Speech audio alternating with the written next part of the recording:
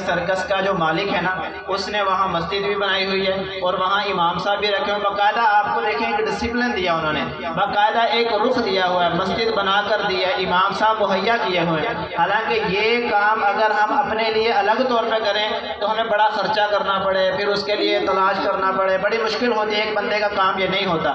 لیکن اگر مالک نے یہ آپ کے لیے کیا ہے تو یہ آپ کے فائدے کے لیے، اس سے فائدہ اٹھائیں۔ فائدہ کیا ہے کہ اپنے بچوں کو ان کے پاس پڑھنے کے لیے بھیجیں، خود 5 وقت کی نماز پڑھنے مسجد کے اندر جائیں، اور اس کے ساتھ ساتھ یہ ہے کہ دین کے جو مسائل آپ کو معلوم نہیں ہیں وہ آپ وہاں امام صاحب سے جا کر پوچھیں، یہ آپ کا فائدہ ہے۔ لیکن اگر وہ مالک نے مسجد بنا دی، امام صاحب رکھ دیے، لیکن آپ اس سے فائدہ نہیں اٹھا رہے تو ان کا تو یہ محنت ضائع جا رہی ہے، وہ بیچارے تنخواہ دے رہے ہیں، سارا خرچہ کر رہے ہیں، تو اس کا تو یہ فضول جا رہا ہے۔ تو اس وجہ سے آپ اپنے وقت کو بھی قیمتی بنائیں، اور دوسرا یہ ہے کہ دیکھیں یہ اسی ماحول میں رہ کر یہ 2 بندوں نے نعتیں پڑھی ہیں، تو اس کے لیے انہوں نے ٹائم دیا ہوگا، اس کے لیے سیکھا ہوگا، تو ہر کام کرنے کے لیے، ہر کام کو حاصل کرنے کے لیے اس کے لیے وقت دیا جاتا ہے۔ تو آپ دین جو ہے نا، دین یہ کوئی معمولی چیز نہیں ہے، دین ایک بڑی اہم چیز ہے، ہماری آخرت میں نجات کا ذریعہ ہی دین ہے۔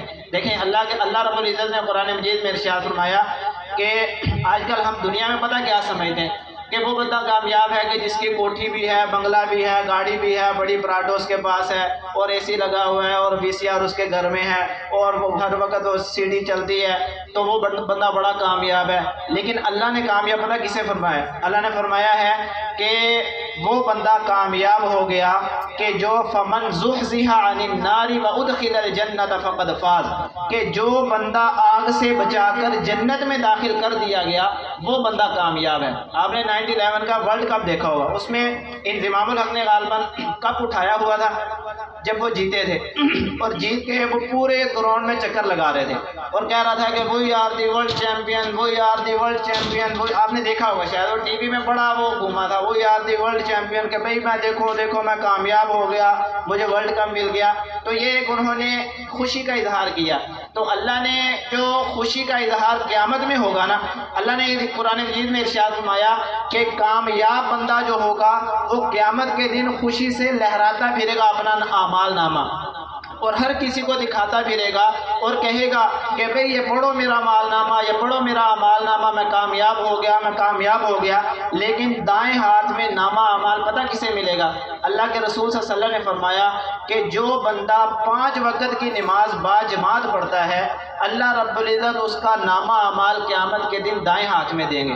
دیکھیں ہم نے بڑی غلطیاں کی ہیں، ہر بندہ گناہ گار ہے، ہر بندہ بھٹکا ہوا ہے، کوئی نہ کوئی گناہ کر ہی بیٹھتا ہے، لیکن اللہ رب العزت بڑے غفور الرحیم ہے۔ جس نے بھی گناہ کیا ہے تو توبہ کا دروازہ کھلا، اللہ سے ایک مرتبہ ہم نے توبہ کر لی تو اللہ رب العزت پوری زندگی کے گناہ معاف فرما کے اس کو اپنے رحمت میں جگہ دیتے ہیں۔ تو اللہ رب العزت کا در کھلا ہے۔ دیکھیں پہلے ہم نے نمازیں نہیں پڑھی، لیکن آج سے آپ نیت کریں، آج سے آپ عزم کریں کہ ہم آج سے 5 وقت کی نماز پڑھیں گے۔ اور نماز پڑھنے کے فائدے پتہ کیا ہے؟ اللہ رب العزت نے قرآن مجید میں فرمایا کہ ان الصلاۃ تنہی عن الفحشاء والمنکر، کہ جو بندہ نماز پڑھتا ہے نا، جو بندہ گناہ گاری میں زندگی اس نے گزار دی، تنہا عن الفحشاء والمنکر، جو گناہ کرتا ہے یا آئندہ اس کا ارادہ ہے، یہ تینوں والے بندے، جس نے گناہ کیا یا کر رہا ہے یا آگے کرنے کا ارادہ ہے، تو اللہ فرماتے ہیں کہ الصلاۃ تنہا عن الفحشاء والمنکر،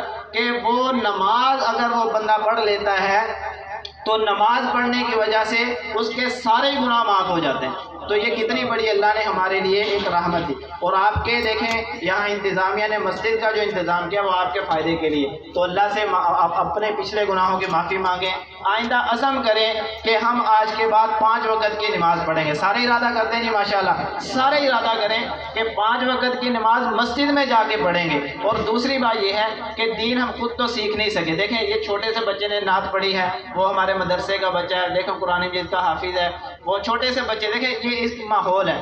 جب آپ اپنے بچوں کو اس طرح کا ماحول دیں گے تو وہ بھی قرآن مجید پڑھیں گے، وہ بھی اچھا قرآن مجید سیکھیں گے۔ لیکن اس وقت ہے جب آپ ان کو اس کام کے لیے بھیجیں گے۔ دیکھیں آپ میں سے اکثر لوگ وہ ہوں گے جو کرتب کرتے ہیں، جو کوئی مختلف قسم کے کام کرتے ہیں، اس کے لیے انہوں نے محنت کی ہے، اس کے لیے انہوں نے ٹائم دیا ہے۔ ابھی مسجد میں تھوڑی دیر پہلے ایک لڑکا آیا تو اسے میں نے ایک آیت بتائی، وہ کہتا کہ کاش ہم کون سا پڑھے ہوئے ہیں، पढ़े होते तो हम पढ़ लेते। देखें अब ये जो उसका शिकवा है ना, वो बच्चे का जो शिकवा है, ये उस पे गुनाह कम है, उसके वालिदैन पे गुनाह ज़्यादा है। क्यों?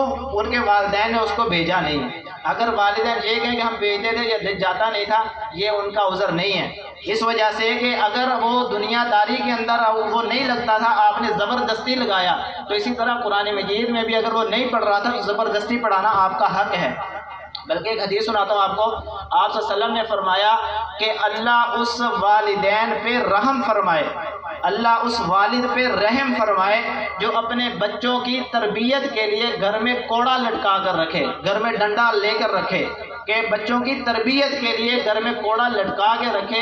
अल्लाह उस वालिद पे रहम करे। आज हम बच्चों को इस वजह से नहीं मारते कि बिगड़ ना जाए। देखें आप सल्लल्लाहु अलैहि वसल्लम ने दुआ इस वजह से दी है कि उसकी अच्छी तरबियत करनी है। तरबियत सबसे पहले दीन की तरबियत होती है, तो इस वजह से अपने बच्चों को कुरान मजीद पढ़ाएं, नमाजी बनाएं। उसको वो नमाजी उस वक्त बनेंगे जब आप खुद नमाजी होंगे। जब आप खुद 5 वक्त नमाज पढ़ने जाएंगे तो बच्चा आपको देख कर जाएगा, आपके साथ जाएगा। जब वो जाना शुरू होगा तो उसकी आदत बन जाएगी, तो फिर वो नमाज के बगैर रह नहीं सकेगा।